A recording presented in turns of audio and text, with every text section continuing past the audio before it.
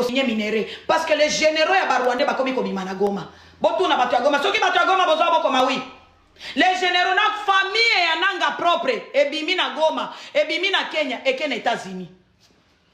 Ayebisa ke États-Unis ngai Félix Tshisekedi na kondimate ko signer ba minéré na yo si na moni nante ba Rwandais babimi na Congo. Lelo ba Rwandais babimi na Goma. Les généraux na gouverneur na bino na ya Goma azalero na Canada. Nde mutu asalelaki makasi nanga kende kozwa résistance na Canada.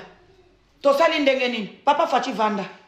On a besoin de toi, papa. T'as porté partager les lives. On va signaler déjà live. On a besoin de toi. Yo zo préparé pour le président yakoya simana yo. Président yakoya simana ye to sito ye. Azo tiatie wana to sito ye bo fanda na bino. Président koya simana to sito ye Dolphin na ye ayebani. Dolphin ya Fachi, c'est Mutamba. Bozoni ngana lo combien de fois? Dolphin ya Mutamba, c'est Dolphin ya Fachi, c'est Mutamba. Oui. C'est Fachi, c'est Mutamba de Dolphin na ye. Soki azalaka Dolphin na ye atinde na makala. Oui, soki aza Dolphin na ye te. Atinde na makala. Atinde na makala to moni. Pona nini atinde na makala te? Alors vite ko lokalé de résistance surveillée. Eh papa Fachi opposé orgueil. Fachi beto aza na bujima ite. Fachi beto aza na bujima ite azo kende ko inaugurer université na bujima information nyoso na zana ngona ko bimisa te bozoli nga bobete masasi. Bozoli nga bobete masasi. Bozoli nga bobete masasi. Azo kende ko inaugurer université na bujima na ko lo bajour te etalinga te. To sali ndenge ni. Ba contre succès les politiciens. Kamere na ebisa kibino. Ok, problème te. Ce qui a déjà depuis lobby pro. Quand il va aux États-Unis. Fachi beto za miracle akoki ko mata envio lelo na États-Unis. Fachi beto bobanda ki ko benge pigeon voyageur. Lelo asili si maso. Bashuki ya mama ba bonjour na bino. Pero Loire. Ete ya yo. Ete ya yo. Na 4e génération na yo oteyama na mwana mwasi ali bandi na mutu boteyama na mama Belgique boteyama facha olakisa bino kake no azala makila ba congolais azala makila ba rwandais te makambo ya république etali makambo ya baluba te etali pouvoir te makambo ya république etali makambo ya mboka soki biso tootelema te ke non toloba na sentiment makambo ya mboka ke non toza baluba obiebo nesi nga naza moluba te toloba parce que etali mboka etali peuple congolais mobimba. Or que ti Madiata Pero Loire azo panzana azo longola poti na misu na émission azo pangusama ya misu ndenge bimake na misu azo pupuka na be émission. Or que Roi Kara azaki déjà na este siko boyoka nani abimisaki Roi Kara na este boyoka bino mo shuka ma panzela en vidéo panzela nga vidéo oyo boyoka siko nani abimisaki Kabila na este tokei toyoka biso nyonso toyoka.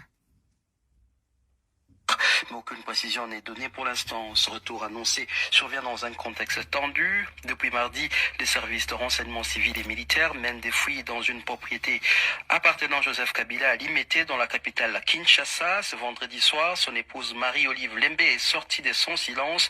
Dans un message virulent, elle dénonce un pillage, groupe électrogène, panneaux solaires, véhicules. Ils ont tout pris, dit-elle. Ils étaient venus chercher des armes. Où sont-elles? S'interroge-t-elle. RFI a pu consulter un procès verbal de saisie établi par la justice militaire. Il confirme la confiscation de plusieurs véhicules, de batteries, des générateurs et d'un lot de matériel solaire. Le tout retrouvé entre les mains du comptable et du gardien de la concession. Aucune réaction officielle n'a été enregistrée jusqu'ici, ni sur la localisation de l'ancien président, ni sur la sortie médiatique de son épouse. Patient Ligodi et puis... Boyoka. Boyoki, hein? Boyoki! Est-ce que c'est nous qui travaillons avec RFI? C'est la chaîne, non? C'est la chaîne que Macron utilise pour embrouiller et embrouiller les Congolais. Eux-mêmes, ils disent qu'il était au Rwanda. Eux-mêmes, ils ont dit dans les médias partout que non, à comme à Rwanda, et Bosawana, à comme à Kolobalobi, Nagome et consort. Il y a des sources sûres. Je vous l'ai dit, un diplomate m'a dit, Kabila voulait faire un discours à Goma où il devait montrer qu'il est pacificateur pour prendre la partie orientale et être le dirigeant qui doit négocier avec Kinshasa en face. Un coup de fil est venu des États-Unis. Je ne sais pas si c'était Donald Trump lui-même, on ne sait pas. Et c'est un coup de fil qui est venu de quelqu'un de la sécurité de Trump, on ne sait pas. On lui a dit, le M23 doit déposer les armes, le Rwanda doit se retirer, vous n'avez pas le temps d'extendre, ou bien d'étendre cette histoire de la rébellion au Congo. La position des États-Unis est claire. La rébellion est terminée. Nous devons travailler sur l'économie et les affaires et la sécurité pour donner la chance à ce peuple qui a tant souffert il y a plus de 30 ans. C'est ce qu'on m'a dit. Trump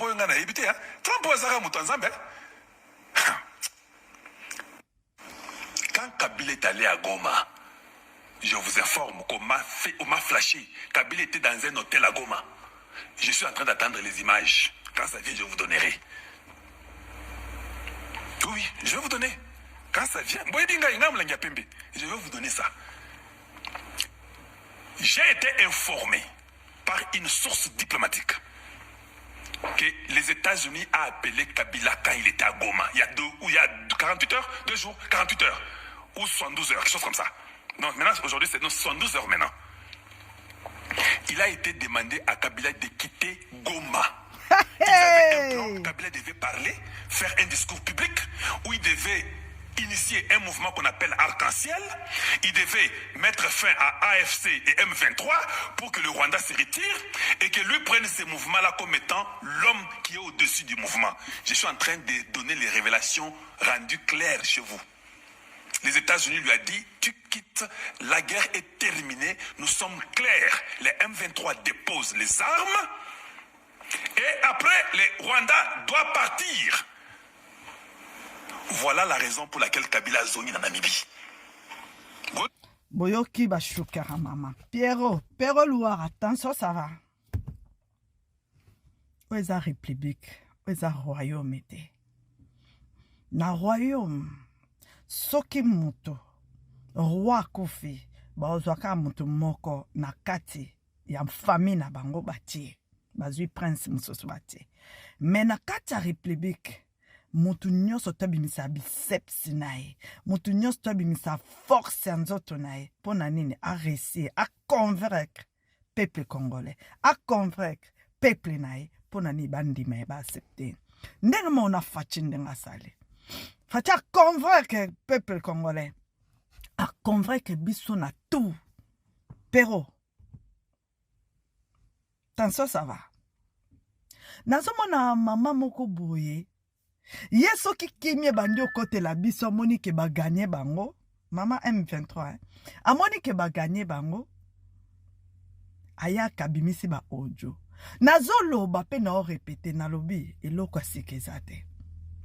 Nyonso tozobimise koma démodé. Eloko sikezate. Mama Denise. Lala pongi. Lala pongi Denise Nyakero. Fachi beto lala pongi. Ba peuple congolais bazana ba ko éveiller likolo na binoti na suka. Ba ko éveiller likolo na binoti na suka.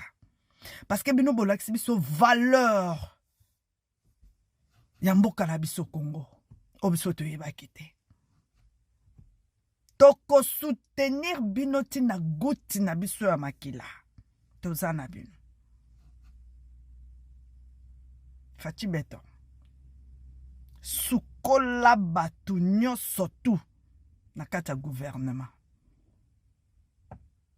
sukola Sona bi sukola. Omona ki liste bimaki. Balobi soki. Omoni muto alinga boma yo. Abomi yo te sauter les premiers à kobomae. Shuka mama panzira la vidéo. Sukola. Batata nyonso to akalawana. Wa gouvernement. Balongwa.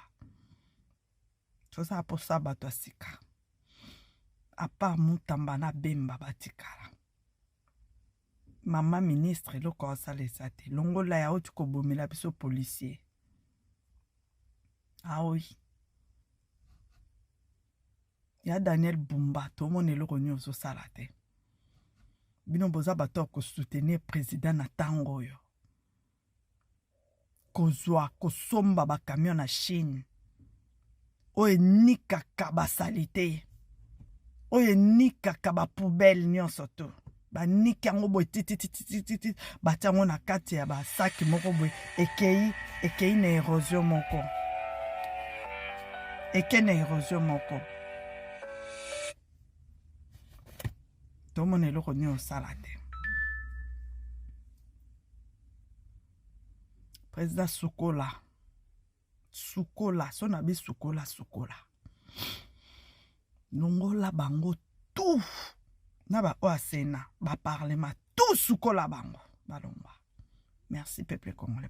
Peuple congolais, bonjour. Il y a pensé en vidéo, c'est urgent. Il y a makambo no lobe tu koleka vendredi à lobby awa. Ba tu ko kanga ba mindele na ba gilet de balles bien blindé na ba arme. Barrière à liboso na présidence baleki. Barrière à mibale. Na oya makambo no beteza ya oya. Barrière à mibale ba tu ko kanga bango. Siko bato barrière à liboso bo mona kite ba mindele wana baza suspect baza biloko bien te la kati nzoto. Mais botiki bamba leka comment tandis que ba pare nyonso to ezai sika moko bo peut contrôler bango boza non suspect bato barrière à liboso bato barrière à mibale bravo na bino bakangi bato wana ba ki po basa président Fatima Be tanto il sabino que non na kati République démocratique du Congo ato zanani ata uchi wapi okoko ma côté président Fachaza te bomo non ko abaje bokoki président Fatite boko taketi na mwana toto esa no insécurité za na kati ya Congo bato elela oyo bato bazambala bazade na kati ya Kinshasa ba saboter Kinshasa nanga yo bébé noir poupée noire soko yeba ki oza makasi ki oza congolais mbele yo ozo sala ba makambo nyonso to ezo le kati ya Kinshasa te tellement oza lâche ozo koka bitumba to ozo koka makambo te okomi koluka la ba façon nyonso. Président Fati a simbi ba anoté. Président Fati a zo ki PPOT parce que boyebi bien que no ba benga bino de ba pantin. Donc bo PZT, il fallait botika. To tiki libino e baba ki le 1er août ti le 15. Donc to ça na bino mayele. Bo mona ki de attaque al boso to salaki. Na minembo kuna. Bo santaki nango lelaki. Obengi banano yo banani. Obengi ba wazalendo olobi ba wazalendo toza bandeko biso tu toza batuti toza na video yango tango yo ndimi ko za mututi biso to batuti te biso to ba bantu biso to batuti te comme yo moko ndimi na monoko no toza tuti ya kende pa na bino njeleza calme njeleza polele Pourquoi kotake bat na kata Kinshasa te parce que bino bolobi bozwa koluka pona peuple o bino bolinga bo sisa na kata Kinshasa wana nde oyo bo tambusa bato bacha belela bo simba ta mutu te pe bozwa mutu te poupée noire kaname président Facha simbi bana note ndunda mukolo katumbe président Facha simbi bana note nanga poupée noire bébé noir président Facha Simbiba a noté Coucou Dendo je parlerai plus de Coucou Dendo parce que Coucou Dendo a s'engagé na mboka nae tangu babande kukabola mboka so na 1800 soki combien na ba Belge bakatela ki biso pays na biso Congo batiki ya bino Rwanda. Il fallait na époque wana yo telemo lobaki non este o eza bino comme au telema ki teza République démocratique du Congo papa oza sauté papa Congo pandela vidéo oyo moi na nyonso toza na kati ya République démocratique du Congo za na kati ya Kinshasa omoni saki moko zo sala mouvement ya bienté moto ana simbi saki atiki saki ya benga na police ba kozwa moyibi mi batela fazer mi batela parce que président Fatia aza ndako na ye bino ba petit peuple nde mutu bosi la libanda mi batela parce que elele ezotambola na kati ya Kinshasa bomi batela omoni mutu na kati ya chasse na zandu asimbisaki moko bo atiki yango adepose yango esika moko benga ya kozwa saki na ye benga la police ya kozwa yango bomi batela parce que na poto ya bato wana bazambala bazalaka sans pitié bataka na bamétro bataka na babis bataka na baéroport bataka parci par là tina basupermarché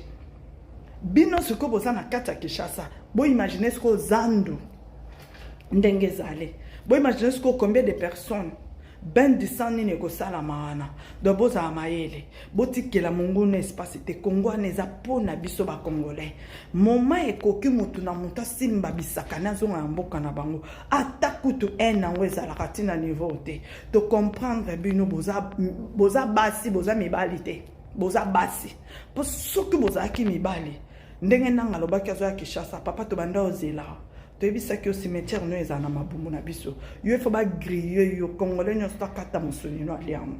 Ah oui, merci beaucoup peuple congolais panza na vidéo bisous là-bas.